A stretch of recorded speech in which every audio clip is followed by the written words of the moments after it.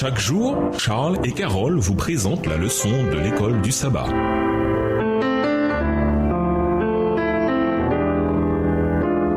Bienvenue dans votre émission. Dieu nous parle. Nous voilà à la leçon de vendredi. Pour aller plus loin, nous vous invitons à lire dans le livre Conquérant Pacifique, le chapitre Jean, le disciple bien-aimé, et dans le livre Jésus-Christ, le chapitre intitulé Judas. Ces livres ont été écrits par Ellen G. White. La guerre contre le moi est la plus grande qui ait jamais été livrée. L'abandon de soi-même, la soumission entière à la volonté de Dieu ne s'obtient pas sans combat, mais cette soumission est nécessaire à notre transformation et à notre sanctification. Extrait du livre Vers Jésus, chapitre 5, page 66, livre écrit par Ellen G. White. Jean désirait ressembler à Jésus et, sous l'influence transformatrice de l'amour du Christ, il devint humble et doux. Son moi fut caché en Jésus. Plus que tous ses compagnons, il s'abandonna à la puissance de cette vie extraordinaire. C'était l'amour profond de Jean pour le Christ qui le poussa à toujours désirer être à ses côtés. Le Sauveur aimait les 12, mais Jean avait l'esprit le plus réceptif. Il était le plus jeune et avait ouvert son cœur à Jésus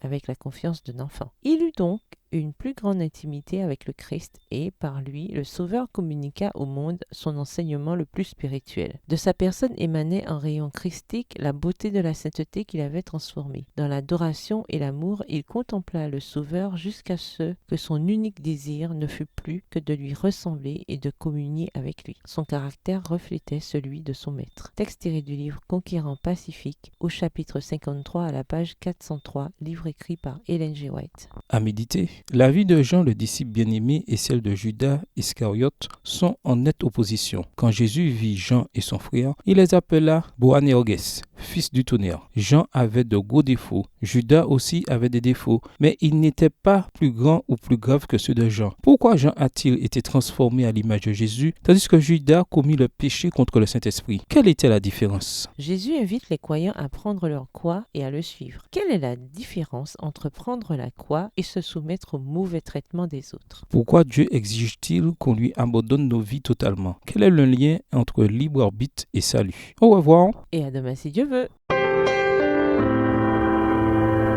Dieu nous parle.